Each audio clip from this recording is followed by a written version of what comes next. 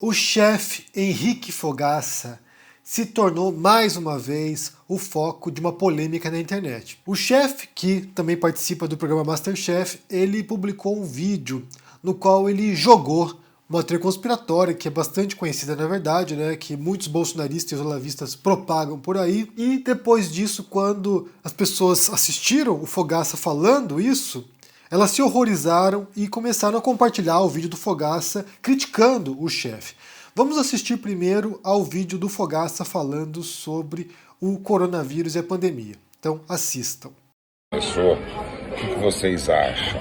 Que foi acidental, que eles foram perceber depois de um tempo, só que haviam 1 milhão de pessoas rodando o mundo e a doença já se instalando e rodando? Ou você acha que foi proposital para simplesmente dominar o mercado econômico do mundo, começando pelos Estados Unidos e automaticamente refletindo para todo o mundo? Então, qual a sua opinião verdadeira? Foi acidental ou proposital? Fala aí, pode escrever aqui embaixo aí, que é um tema bem pertinente na minha mente. Obrigado. E agora vejam a reação do chefe quando foi criticado, que são respostas que ele deu para pessoas que assistiram esse vídeo e ficaram indignadas. Então aqui, Henrique Fogaça respondeu às pessoas: 2 minutos de porrada? Aguenta, estou à disposição, seu trouxa.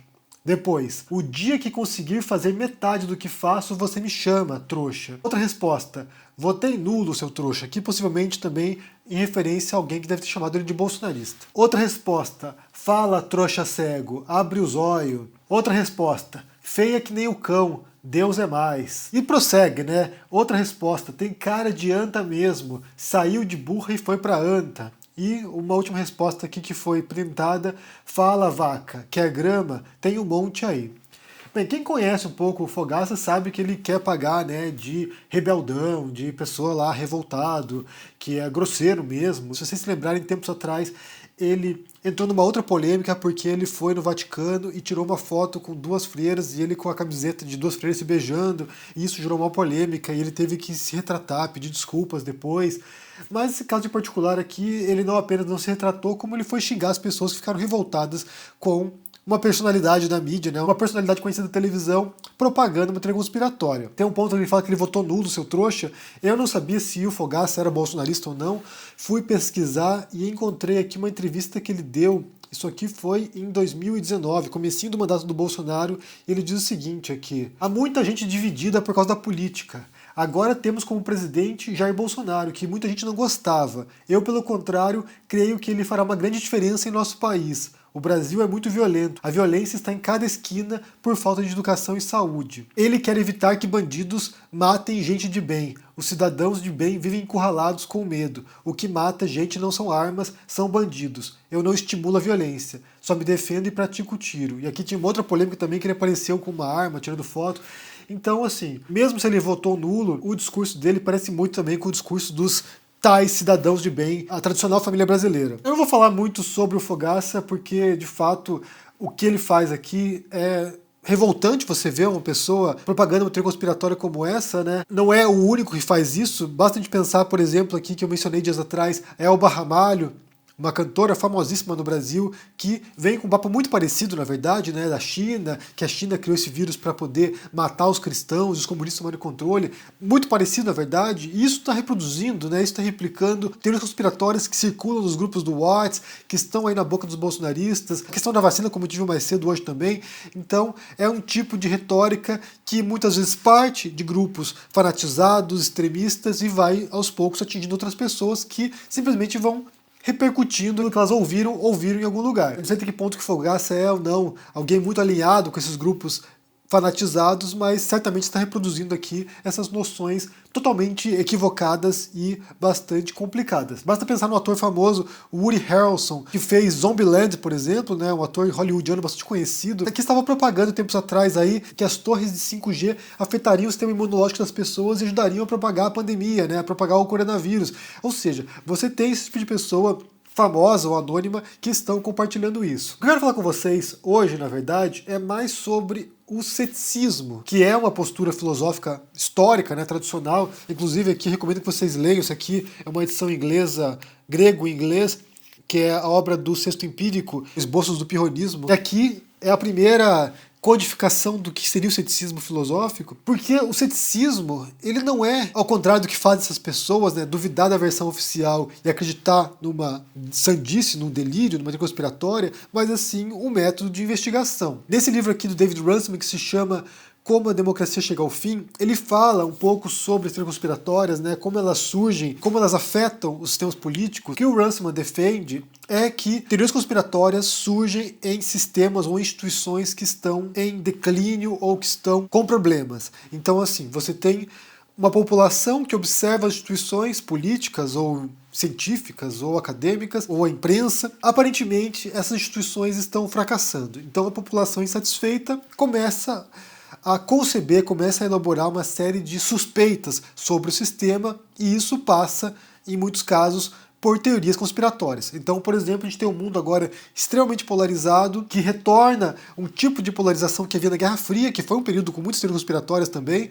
Havia lá o bloco capitalista, democrático, e o bloco socialista, e havia essa disputa, né, entre essas potências econômicas, e havia uma série de teorias conspiratórias. Então, segundo Runciman, isso demonstra essa fissura entre o discurso oficial das instituições e a percepção da população. É como se a versão dos governantes, a versão de quem está no poder, já não desse uma resposta satisfatória para as pessoas. Por outro lado, também não é só espontâneo, não é uma coisa que surge do nada, né? Muitas vezes tem algumas lideranças, ou tem alguns grupos, ou tem órgãos também, às vezes governamentais, que trabalham para estimular a desinformação, que trabalham para criar ou conceber essas mentiras, conceber essas teorias conspiratórias, conceber essa desinformação e propagar para as pessoas. No caso do Bolsonaro ou do Trump, por exemplo, ou de outros governantes também de extrema direita, o que você vê é justamente um esforço dos próprios governantes para criar ou para embalar essas teorias conspiratórias e propagar para as pessoas. O Bolsonaro, basta você acompanhar nas redes sociais ou nas lives dele, ele está constantemente propagando algum tipo de desinformação.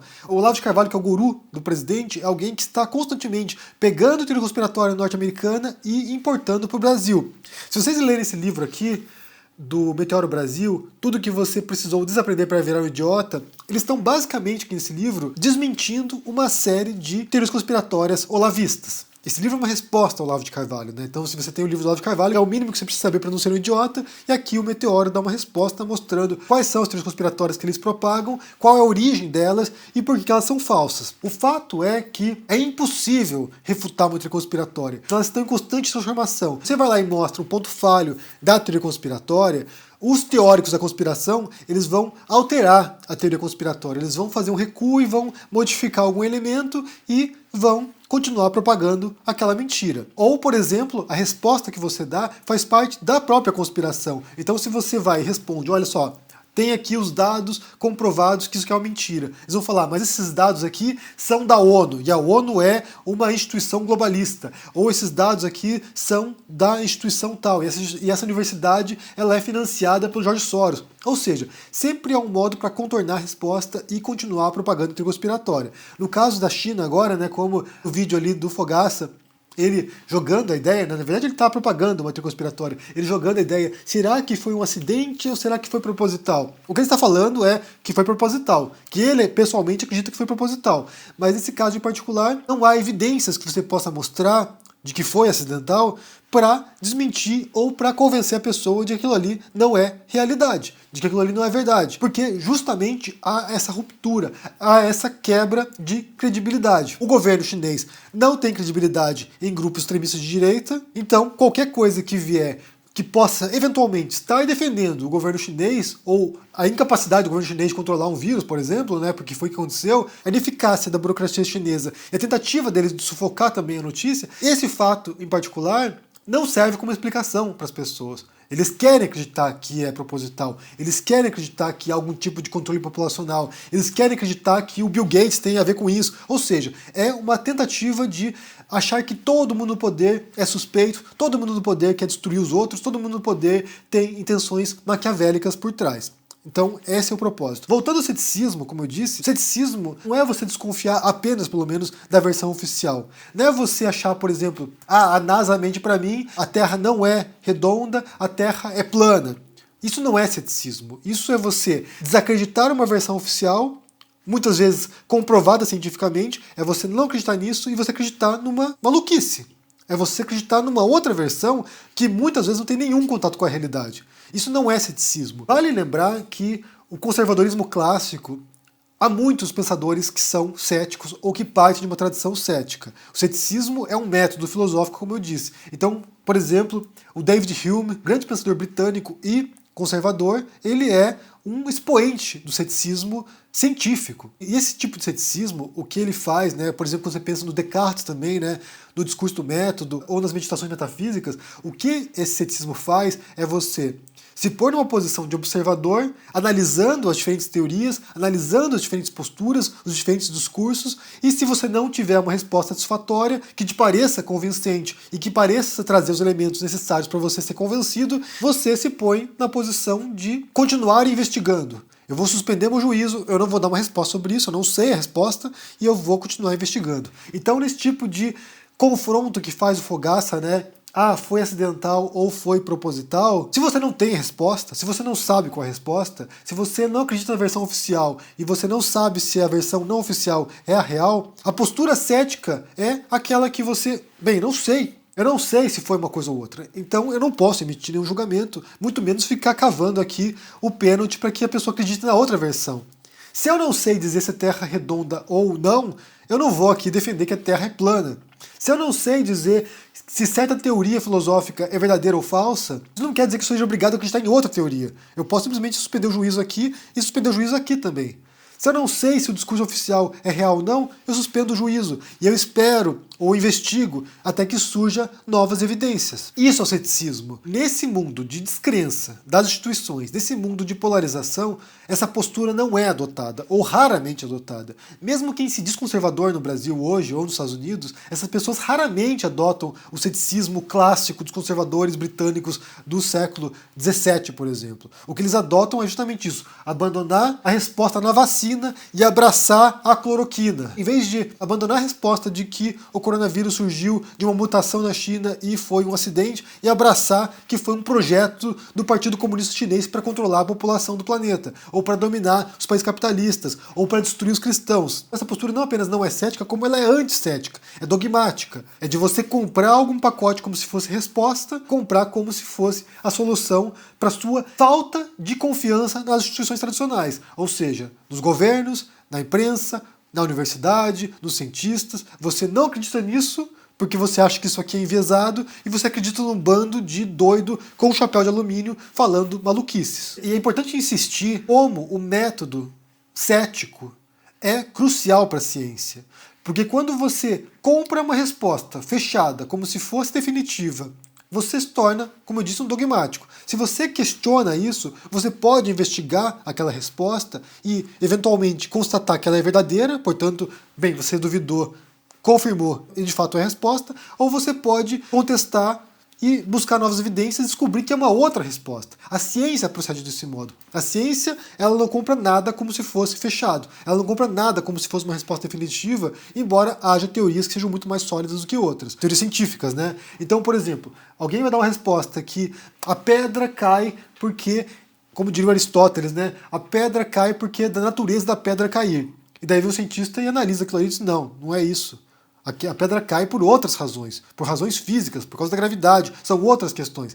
Então, o método cético é um método, em grande parte, filosófico. Muitos pensadores da história da filosofia empreenderam esse tipo de desconstrução cética para poder destruir ou contestar uma teoria anterior e assim elaborar sua própria teoria, e também é uma postura científica por excelência. Falta ceticismo no mundo atual. Esse é o fato. Tem muita gente comprando maluquice aí como se fosse verdade. Falta a dúvida, falta o questionamento, falta o pensamento crítico, falta o pensamento reflexivo, falta você dar esse passo para trás e falar, olha, eu não sei, portanto vou investigar e descobrir. Eu quero saber o que vocês pensam sobre essa fala do Fogaça no começo aqui, né, propagando uma teoria conspiratória, e a resposta que ele deu depois, né, porque foi bem grosseiro aqui, mas o que você pensa sobre isso, e também sobre essas teorias conspiratórias que estão circulando por aí, como você entende isso, como você vê o efeito disso nas pessoas, né, se você conhece alguém que propaga esse tipo de coisa, como você lida quando a pessoa propaga esse tipo de mentira, né, como você confronta esse tipo de coisa, porque, como eu disse, as teorias conspiratórias são irrefutáveis. Você não pode apresentar evidências para essa pessoa porque ela sempre vai contestar as suas provas.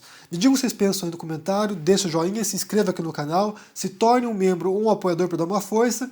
Confira o meu curso no ICL, que vai começar semana que vem, curso de escrita e narrativas, para quem quer ser escritor ou aprender a escrever, e também confira os meus livros sobre Bolsonaro, sobre o Jesus histórico, também a tradução do grego da Teogonia do Hesíodo. Um abração para vocês, se cuidem e até mais. Tchau!